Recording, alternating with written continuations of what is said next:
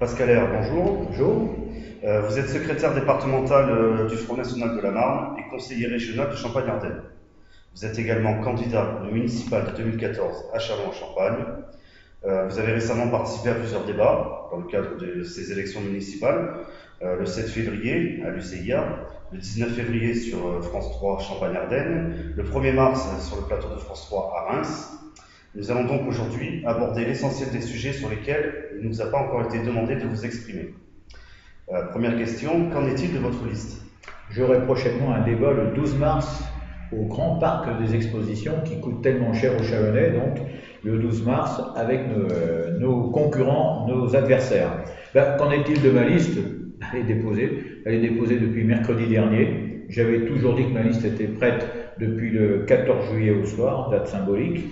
Mais j'avais dit également que si je trouvais d'autres personnes qui pouvaient être intéressantes pour compléter cette liste, eh bien, je modifierais la composition de cette liste. Et c'est ce que j'ai fait d'ailleurs, puisqu'on a, en diffusant des tracts, en allant dans la rue, en contactant des gens, eh bien, on a rencontré des gens, d'autres personnes qui sont venues sur cette liste. Donc la liste est déposée, contrairement à ce qu'affirmait notamment l'UMP, et puis une certaine presse qui ne sait pas s'informer, qui ne sait surtout pas vérifier ces informations. La liste est déposée, elle est complète, donc la parité est respectée, et j'ai notamment en deuxième position eh bien, une ancienne commerçante de Châlons, rue de Marne, donc une rue symbolique, puisque c'est la rue la plus désertifiée de Châlons. C'est une rue qui est en train de mourir au niveau commerce. La rue Lombourgeois d'ailleurs est en train de prendre le même chemin. Eh bien, j'ai tenu à ce qu'elle soit en deuxième de liste pour défendre le commerce, défendre les commerçants de Châlons-en-Champagne. J'ai également un ancien adjoint au maire de Châlons sur cette liste, Monsieur André Brun, qui était adjoint au maire du temps du maire communiste Jean Ressier, et qui n'était pas communiste d'ailleurs. Monsieur André Brun est un gaulliste pur et dur et qui a rejoint notre liste parce qu'effectivement c'est une liste Rassemblement Bleu Marine. Vous allez me dire pourquoi Rassemblement Bleu Marine? Je voulais aller au-delà du Front National, accueillir des gens qui ne sont pas encartés au Front National, mais qui, sur l'essentiel, sur la souveraineté de la France, sur l'indépendance nationale, sur la justice sociale, ont les mêmes soucis que nous, et également sur les moyens d'éviter la gabegie, parce que c'est un gros problème à Châlons-en-Champagne.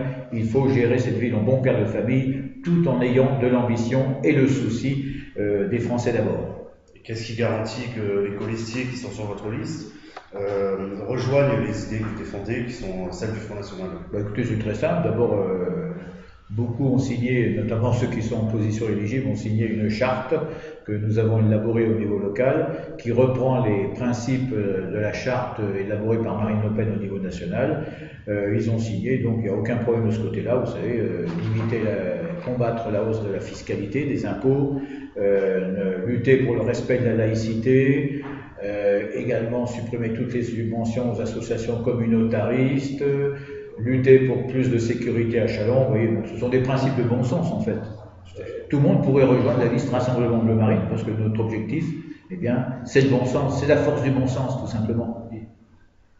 Sans vouloir polémiquer sur les sujets sensibles et tendancieux, après la rumeur du 9-3, qui d'ailleurs a été propagée par les médias dans plusieurs villes de France, dont Châlons-en-Champagne, une nouvelle rumeur prétend que le candidat Benoît Apparu aurait fait une promesse à la communauté musulmane chalonnaise. Il s'agirait de subventions pour la mise en place d'un abattoir rituel mobile et d'une salle de prière. Pouvez-vous nous donner votre avis ou nous faire part de vos informations? Déjà, je voudrais donner un avis sur les moyens utilisés par M. Apparu pour communiquer. Dès que vous lui posez une question pour savoir si c'est vrai ou pas, il vous accuse de créer une rumeur. Autrement dit, il devrait accuser tous les journalistes qui lui posent des questions de créer des rumeurs. Il m'a même accusé dans le journal de l'Union d'avoir créé la rumeur de 9-3. C'est bien d'honneur. Il m'attribue des pouvoirs que je n'ai pas. La rumeur du 9-3, c'est pas moi qui l'ai créée, elle existait bien avant. Ceci dit, les services municipaux eux-mêmes reconnaissaient qu'il y avait une arrivée de familles d'Île-de-France. C'est pas moi qui l'ai inventé, c'est la revue municipale Au fil du mot, numéro 122 d'octobre 2011, qui dans le dossier consacré à l'enseignement primaire, aux écoles primaires de la ville, eh bien, page 10, je cite, parce que moi j'aime bien avoir mes sources, les services municipaux enregistrent des arrivées en provenance d'autres régions notamment de l'Île-de-France. Cette inversion se traduit par des effectifs en légère hausse dans le primaire. Fin de citation. Donc vous voyez, la revue municipale elle-même, déjà en 2011, et c'est pas Pascal Air, c'est pas le Front National, c'est pas le Rassemblement Bleu Marine, eh bien constatait qu'il y avait une arrivée de familles d'Île-de-France. Alors moi je ne sais pas ce qu'il en est réellement de cette rumeur dite du 9-3. En ce qui concerne d'autres rumeurs, eh bien, M. Apparu refuse la discussion. Moi, je voulais lui poser la question. M. Apparu, est-il vrai que vous avez reçu des délégués de certaines communautés musulmanes? Parce qu'il y a plusieurs communautés musulmanes à Châlons, il faut le savoir. Il n'y a pas la communauté musulmane. Est-il vrai que vous en avez reçu? Est-il vrai que vous avez fait des promesses? Moi, je pose des questions, tout simplement. Mais dès que vous posez des questions à M. Apparu, il vous accuse de créer des rumeurs. Bon, ceci dit, ça ne serait pas étonnant, parce que M. Apparu, contrairement à nous, il n'est pas pour le respect de la laïcité. M. Apparu, il veut modifier la loi de 1905 sur la laïcité pour pouvoir financer avec l'argent public, donc avec nos impôts, l'impôt des Chalonnais, l'impôt des Français, il veut financer les mosquées. Donc ça, c'est M. Apparu qui le propose. Donc il ne serait pas étonnant ensuite qu'il fasse d'autres propositions en la matière. On verra bien dans les mois qui viennent. J'ose sûr, en tout cas, il trouvera les élus du Rassemblement Bleu Marine face à lui. Pourriez-vous, pour chacun des autres candidats de Châlons-Champagne, nous donner une vision globale et du personnage et de ses engagements? Ah, alors en commençant à tout seigneur, tout honneur, le successeur, le dauphin de M. Bourbroc, homme que j'estime beaucoup d'ailleurs, M. Bourbroc. M. à Paris, beaucoup de communication.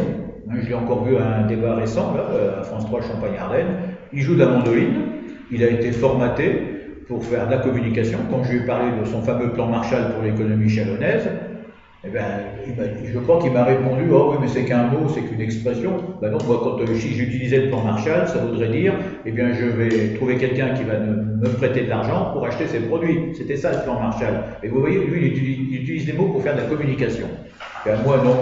Quand je dis quelque chose, d'abord, j'y crois, et ensuite, je cherche à faire du concret et à apporter des solutions concrètes aux Chalonnais. Parce qu'il faut quand même rappeler que la vie municipale, le rôle du maire, c'est d'abord d'apporter une amélioration de la vie quotidienne des gens dans sa commune. Alors, M. Apparu, c'est le successeur de M. Bourbroc, c'est-à-dire une politique qui est menée depuis 1995 à Châlons, et qui se solde par quoi? Par le déclin continu de Châlons.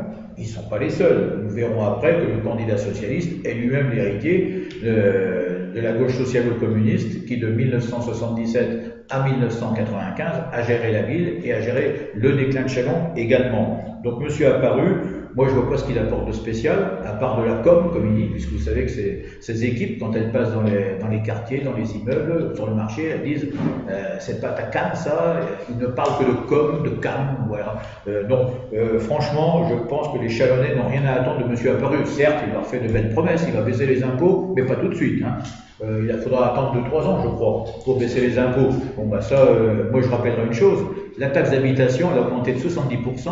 Depuis 1995, date à laquelle la droite de M. Apparu est arrivée au pouvoir à Châlons-Champagne. 70%. Moi, je ne connais personne en France qui a vu ses revenus augmenter de 70%, à part peut-être les amis de M. Apparu du CAC 40. Alors, nous avons également M. Rudy Namur, qui est un peu le Flamby chalonnais. C'est un garçon gentil d'ailleurs, il est sympathique, on boirait l'apéro avec lui, d'ailleurs je pourrais boire l'apéro également avec M. Apparu s'il le veut. Moi je bois l'apéro avec tout le monde, mais notamment avec M. Rudy Namur, il est bien sympathique, il n'y a aucun problème de ce côté-là, mais bon, on a vu ce que c'était que la gauche au pouvoir à Châlons de 1977 à 1995, ils ont été incapables d'enrayer le déclin économique de Châlons.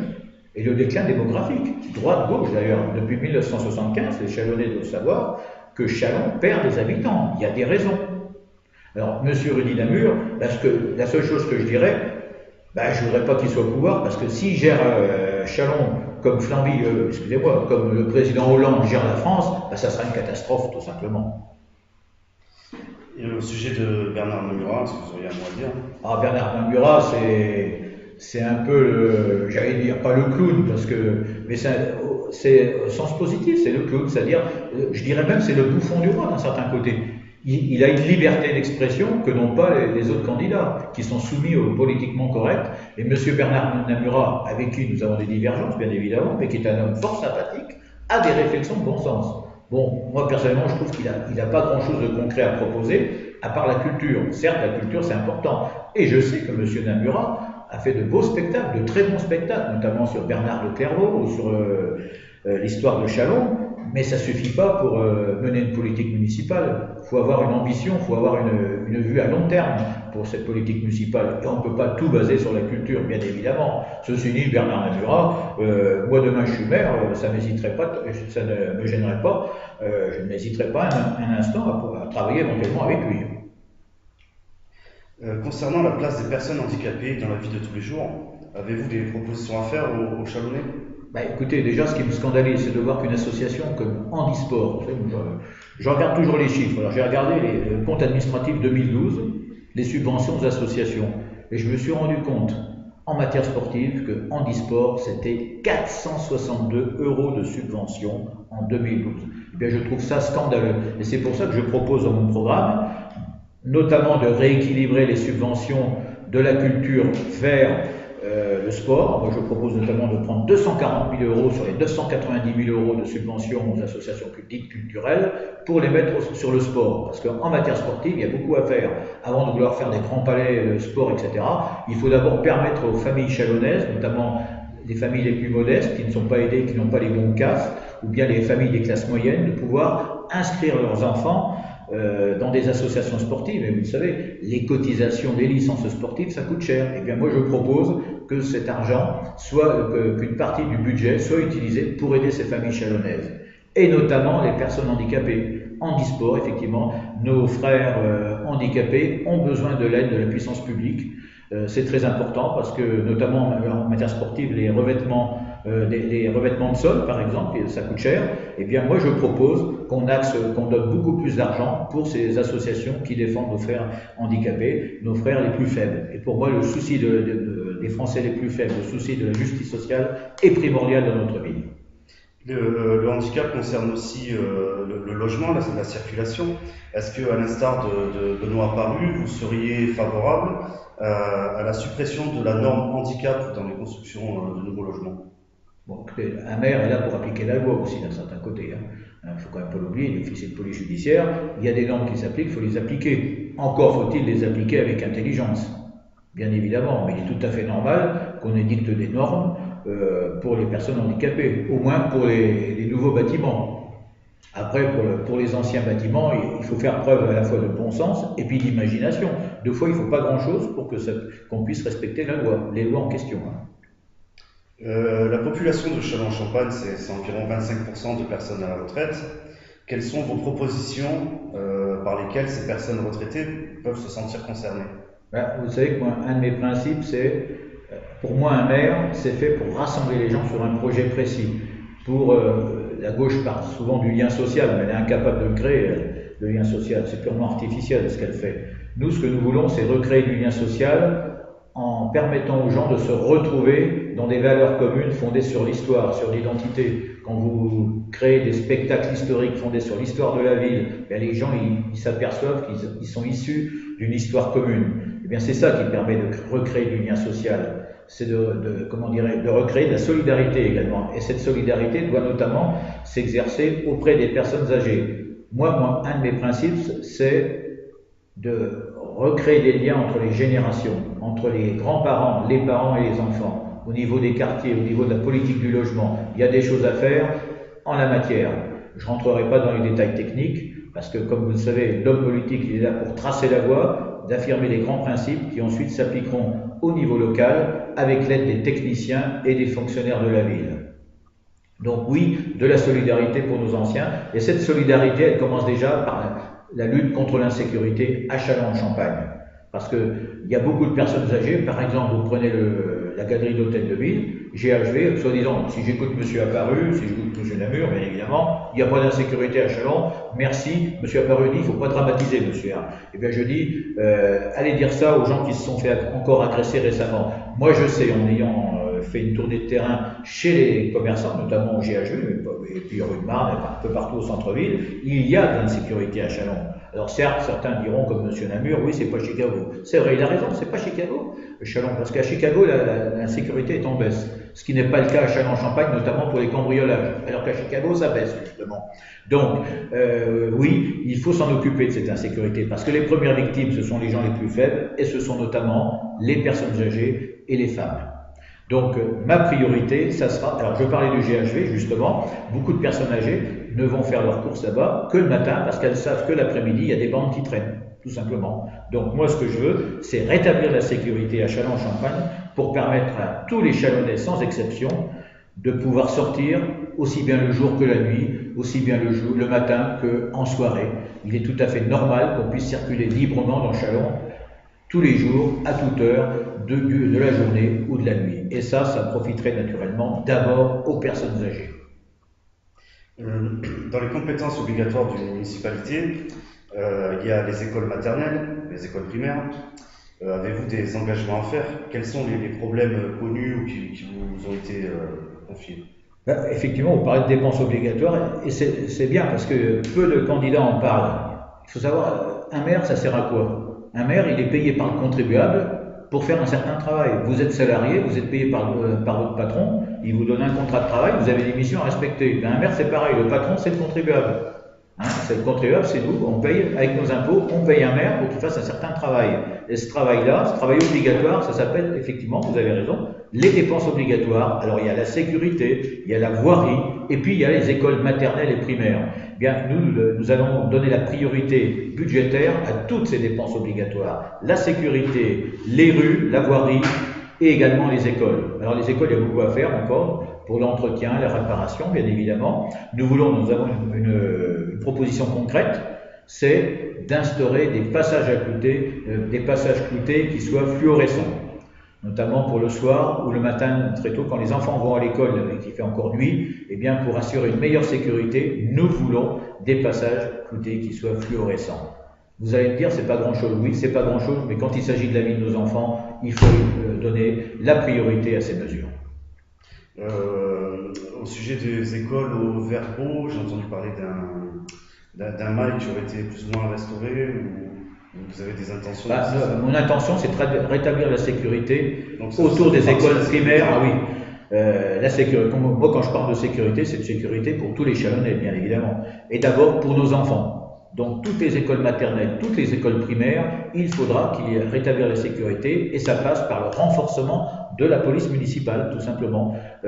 Actuellement, nous avons 12 policiers municipaux. Eh bien, nous pouvons doubler les effectifs de la police municipale. Un policier municipal, ça coûte grosso modo 16 000, un peu plus de 16 000 à 17 000 euros par an. Eh bien, il y a de quoi prendre sur un certain budget.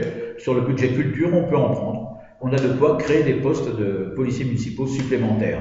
Et ça sera la première chose que je ferai en arrivant. De même qu'il faudra mettre en application ce qu'on appelle le plan vigilance citoyenne, faire participer la population à la lutte contre l'insécurité. Ça existe dans beaucoup de communes. Encore tout à l'heure, j'écoutais à la radio, la commune de Champigny, près de Reims, où il y a beaucoup de cambriolage. Eh bien, ils vont mettre en application, ils ont commencé à mettre en application ce plan. Ça existe ailleurs, autour de Vitry-de-François, par exemple. C'est inspiré du modèle anglais, mais bon, c'est pas parce que les Anglais le font, faut pas le faire. Quand ils font preuve de bon sens, nos amis anglo-saxons, pour une fois, eh bien, il faut s'inspirer un petit peu de ce qu'ils font. Nous voulons également faire travailler la police municipale la journée, mais aussi la nuit, puis le soir, et puis le week-end. Parce que si on a quand on a besoin de policiers municipaux, ben c'est d'abord le soir et le week-end. Ça sert à rien d'avoir des postes de police ouverts uniquement en journée et fermés le soir et le week-end. Ce qu'il faut, c'est avoir une présence policière permanente en complémentarité de la police nationale. Car bien sûr, la police municipale ne remplacera pas la police nationale. Mais vous le savez, nos policiers nationaux sont dévoués, ils font ce qu'ils peuvent. Ils font ce qu'ils peuvent. Mais quand vous avez un État qui ne fait pas son travail, un État qui laisse tout aller, un État qui ne fait plus son travail, ben, il faut bien que les polices municipales interviennent. Donc nous armerons cette police municipale. Je rappelle quand même que 75% des policiers municipaux en France sont armés, et il n'y a pas de problème particulier. Donc nous l'armerons, arme létale, non létale, on verra selon les circonstances, ça c'est une question de prudence politique. Et puis nous lui donnerons un maximum de moyens matériels, par exemple des jumelles pour voir le soir, la nuit. C'est bête, mais ils n'en ont pas actuellement.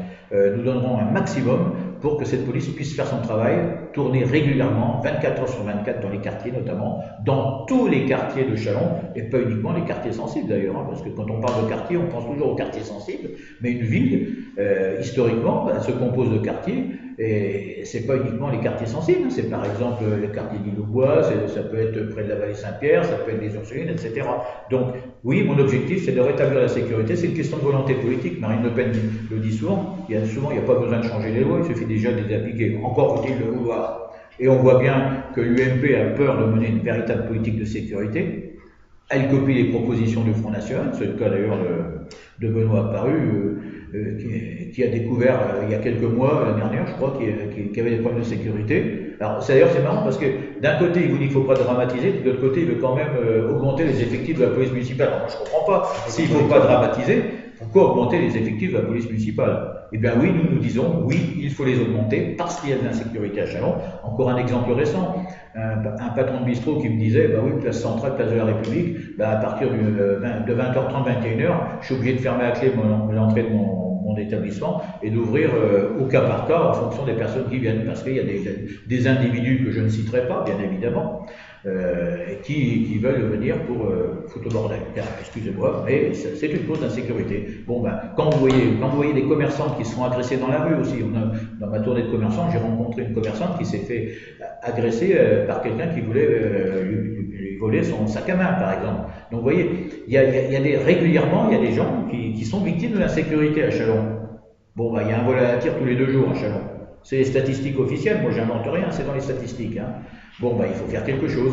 Donc, si le maire ne peut pas tout faire, il peut faire beaucoup en matière de sécurité. Mais c'est une question de volonté politique avant tout. Suite à vos dernières interventions télévisées, est-ce que votre temps de parole aurait été restreint ou bien on vous aurait interrompu sur un sujet?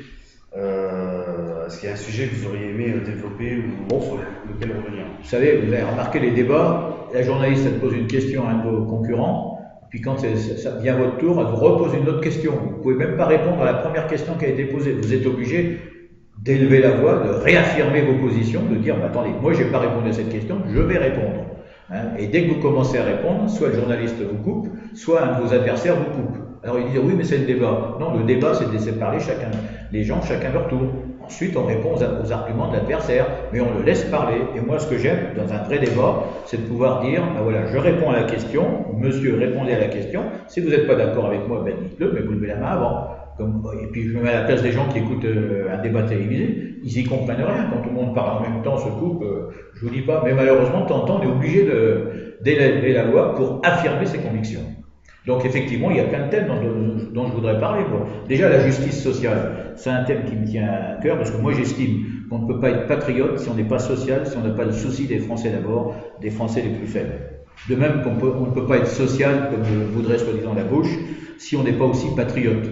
Ça c'est clair, surtout aujourd'hui, à l'heure de la mondialisation, où il n'y a plus de frontières, où tout passe dans tous les sens, où les Français sont mis en concurrence, les travailleurs français sont mis en concurrence avec les travailleurs du monde entier, eh bien il n'y aura de justice sociale que si on rétablit les frontières pour protéger notre économie quand c'est nécessaire, et ce de manière raisonnable. Alors la justice sociale à Châlons, moi je pense qu'il faut d'abord éviter, vous savez, je ne peux pas parler de préférence nationale, je n'ai pas le droit, c'est interdit par la loi, la loi du 10 août 1932 qui instaurait la préférence nationale, et ça a fonctionné, hein. Ça a permis de faire rentrer au pays plus de la moitié des immigrés présents à l'époque, hein, jusqu'en 1945.